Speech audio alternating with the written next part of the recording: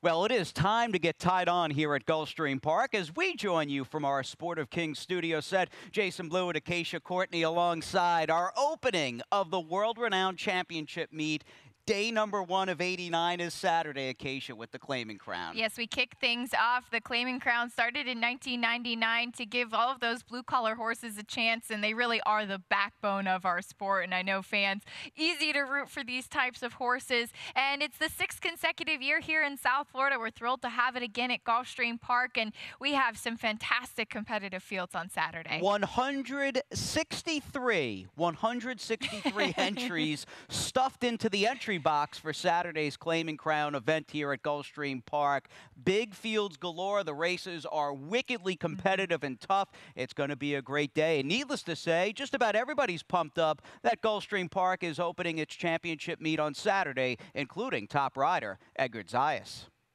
It's very exciting just to compete against the best in the world, trainers, owners, and jockeys. And, it's an excitement just to be there, and especially, having the opportunity to compete against them. And hopefully, they give us a good opportunity, me and my agent, to, get a couple rides and do really good in the meet. And I'm looking forward for all the big stakes in that meet. I know I'm very happy about it, especially, the announcement of Guinevere going into the Pegasus. Hope to keep riding them, and, it's gonna be fun. It's been a pretty good year for you. Do you have any particular goals during the championship meet that you're hoping to accomplish? I just, wanna do good. I know it's gonna be tough to be a leading rider there, but as long as I do good and try to be always there in the winning circle and win a couple stakes, I'll be good enough. Is there any sort of added pressure come championship meet time? Yeah, it is. It's a lot of pressure. A lot of trainers and owners takes you off to put jockeys that come from up north. It's up and down. Just gotta get lucky at the beginning of the meet and start winning. And if you kick off, with the right foot, we can keep doing good. Always well-spoken, and it's always great catching up with Edgar Zayas, who finished 2nd in the Gulfstream Park West rider standings. He's won a lot of races over the last few years here at Gulfstream Park, and he talked about, Acacia, a solid beginning is very key. Yes, he did. Of course, you're going to have the best of the best here in the championship meet, and certainly somebody like Edgar, who really, I think over the past year in particular, has established such a good name for himself with some big rides on Guinevere and the Travers and the Breeders' Cup. And starting early and starting well early is going to be very important. And some familiar names, to say the least, throughout Saturday's 11-race card here at Gulfstream Park. 9 stakes on the program. Now, the 2 supporting races to the 9 Claiming Crown stakes, overflowing fields of maiden turf horses. So that is really, really awesome in itself. But we'll focus in over the next few minutes here on our Sport of Kings set on all 9 Claiming Crown races, and the action gets underway in earnest with Saturday's 2nd, the $110,000 Glass Slipper. Needless to say, fillies and mares and the Glass Slipper going a mile on the main track. And here's a hearty welcome to South Florida. Mended. Wow, is Mended a solid filly. She has had some year winning 9 of 10. She really has. It's pretty incredible. She's has 9 races in a row. She's been perfect since trainer John Martin claimed her. She's going to be shipping in from the West Coast, so we don't really know exactly what we're going to get from her. What we do know is that she has a lot of early speed. I certainly think that she's must-use, and she's absolutely one to be respected. I'm intrigued by potentially some of the closers in this race, like Amaluna or maybe even Battletail, who might kind of sneak through for top connections with a bad race last time out, but really fun way to start the stakes action. And it all comes down, you said it, to the pace. I think that is very, very imperative early on, what happens with Mended. And basically the filly shipping down from Maryland, who Mended is posted outside of, and that is Star 80, who is fast. Mended's got to save something here as she tries to win her South Florida debut. But she's won on turf, dirt, synthetic. She does it all. And, man, I was really impressed, as were you, looking at her resume last night getting prepped for the show. Now, moving on to race number 4, that will be the 2nd Claiming Crown stake on the card. Races 1 and 3, by the way, again, are overflowing maiden turf fields. The rest are all stakes races. We're on the main track for this 3-and-up Claiming Crown Express. Very good field signed on, and much like the Mended race back in the glass slipper, how much speed do we get? It seems like you can almost break this field down into two different groups, those that have insane early speed and then other horses who are looking for a complete meltdown. Yes, it's very true. And one of those speedy horses is the number 2 Blings Express. And this horse, he really had a tough time in the Claiming Crown last year. I think he really got hooked up in a very hot pace duel and took the worst of it when he ran last year in the Express. But I think he's coming in a better horse this year, and that really could be one of the keys. He's coming off 2 impressive wins. But right next to him is Hello, It's Me, who I thought ran a huge race in a nice stalking spot at Laurel last time out. Might be one to keep an eye on. I prefer actually one of our local hometown familiar faces towards the outside because of that aforementioned pace scenario. And Blings Express is a major player any way you slice it. I think Express Jet is going to run a big race. And to me, his last start was pivotal, but he answered the question. He still can perform at a high level, and I like this prep for this back on November the 8th for trainer Bernardo Campos. And if you cross off the wet track race 2 starts back, he's been in very respectable form lately. Yeah, no doubt. And in respectable form, you've got it in spades throughout this Claiming Crown program. Absolutely. Now, as we turn our attention to race number 5, no day at Gulfstream Park, and certainly a major Saturday would be complete without, well, some turf stakes. And we've got our opening grass stake, the 5-furlong Claiming Crown Dash. Now, this one is for fillies and mares. And the one thing that really sort of grabbed hold of me that maybe I wasn't really anticipating, the amount of former claimers who are legit graded quality, and one of them happens to be who's shipping in, by the way, the 7 Kasuga, who, man, has she turned a corner in turf sprints. She really jumps off the page in here. She comes out of a race that was won by Morticia in Graded Stakes Company last time out at Keeneland. Morticia turned out to be a really nice horse. The 3rd place finisher, Lull, came back to win the Grade 3 Autumn Miss. So this is a really strong company that she's been facing. Now, she has a lot of early speed. She actually ran in the Claiming Crown Tiara last year and ran poorly. And the way that she is just turned everything around, as you said, in the last few races, she is a huge player in here. She is very classy and may have to deal with it. Of course, trip is a real sort of major key to all these races when you're dealing with evenly matched fields and gigantic fields as far as the numbers go. But Blue Bahia seems to really just have her groove going for a trainer in a barn in Jason Service, who the Florida shippers we saw out of that operation at Gulfstream Park West, Jason did not ship down here for fun in the sun. He means business. No, I really like this horse in here. I think she's really going to get a good pace set up. She's been coming in very strong. She looks very good. And she's actually a reclaim, which I think is interesting, too. Murat Sankal took this horse, and then right after, Jason Service dipped back in to get her, maybe with this race in mind. Now, moving on to race number 6, again, an 11-race card if you're just joining us on Saturdays. Day number 1 of 89 of the championship meeting. It is the 2007 Claiming Crown here at Gulfstream Park. An Iron Horse, well, that was sort of a phrase I went through in my head numerous times throughout the day, both male and female, as we go a mile and a 16th on the main track in Saturday's 6th race. I feel as though, and the one thing that is also very cool about a number of these races, Acacia, you have defending winners, and it's not just one defending winner. A whole bunch of horses who won on this day a year ago are back, including Chepstow. Now, I'm a big Chepstow fan. I know you are too. I don't see him working out the right trip in here, though. There's so much speed. There is so much speed, and he's drawn more towards the outside, which will be a little bit tougher for him, too. Edgar Zayas rides this horse beautifully. He is just one of the coolest horses in the stretch, and you could see that in the Iron Horse last year, that he fights down to the finish, and that's one thing. He chiseled. I mean, these are horses that are literally the definition of an Iron Horse for sure. You have an interesting horse in Rich Daddy coming in for Eddie Keneally, who actually ran in the Iron Horse last year. And it looks like since the claim, this horse has really just kind of found his groove. I'm really intrigued by him. But you're right, there just is quite a bit of speed in this race, too. It seems to be a bit of a theme on the day. A lot of speed. Good horses. Good horses tend to have early speed. And again, dealing with 14-horse fields, you're going to get a few types that can can run and gun. And I'm in agreement with you as far as the shippers, and there are many. It's a real diverse cast throughout the day on Saturday. Rich Daddy commands quite a bit of respect for Eddie Keneally, as does the rail runner, Lieutenant Shawnee O, who seems to be, for the most part, on par with Rich Daddy in the talent department. I also think, and I picked the 11 Chisel because of that aforementioned pace, and I think he was taken out of his game last time a little closer than he prefers, because it looked like in that race that Chepstow would have everything his own way. It did, and his race 2 starts back in the stake. Dreaming of Gold out of nowhere wired the field that day, and it looked like Chiseled. He just needs to have that good pocket and make that good run, and he's amazing. I was speaking to trainer Peter Walder, and he claimed this horse a year ago for $62.50, and he's made nearly $100,000 this year. Pretty amazing. Peter knows his way around the claiming box, and he's got a few very live,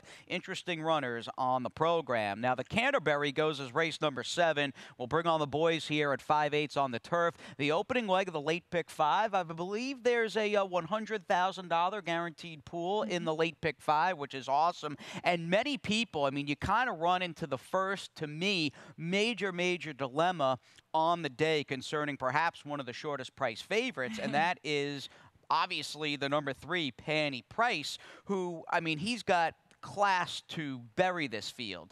But the question becomes, they wanted to run him and prep him in the Breeders' Cup Turf Sprint. He's had nagging hoof issues. He's obviously very good but very fragile.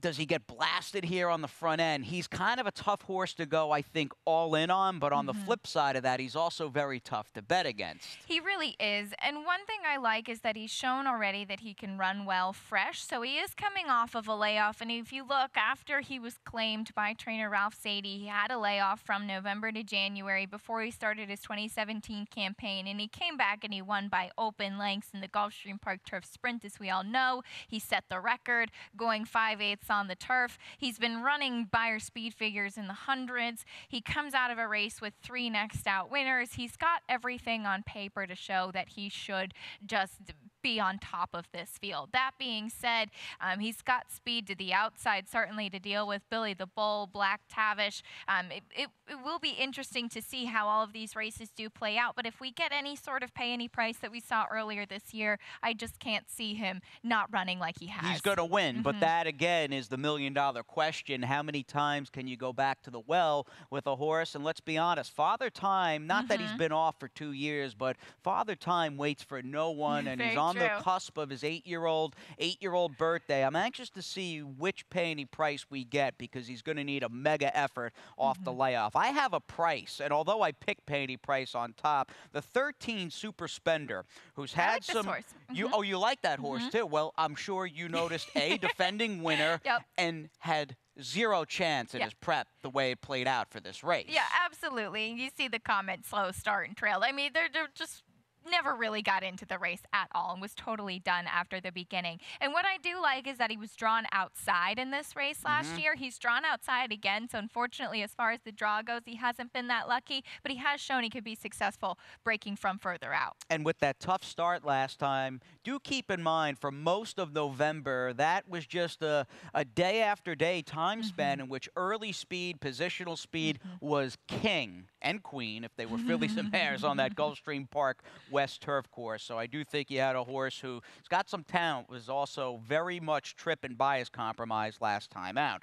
Now, the 8th race on the day on Saturday is the 3-and-up Rapid Transit. Nice to see these 6-figure purses again for the claiming horses, the real heart and soul of the game, as we hit the main track in race number 8, going a 7-furlong distance. And yet again, another repeat winner. You talk about these horses just being so durable, having the longevity, being very much implacable. Shaft of Light is back, looking for back-to-back wins in the Rapid Transit. Would you say the biggest key is whether or not this now 6-year-old can control things on the front end? I think he can, and I think a big reason for that is the blinkers go back on. He has not won since they took the blinkers off, and I think that that might be a key. I just don't think that his last couple of races have really been as strong as what we saw from him last last year. And I think that he really likes this track. He's 4 for 8 at Gulfstream, and he's 4 for 7 at the distance. So it looks like he's coming in, and he should be able to get things his own way. Cautious Giant right next door, I think, is a bit of an interesting price play. He's not going to be a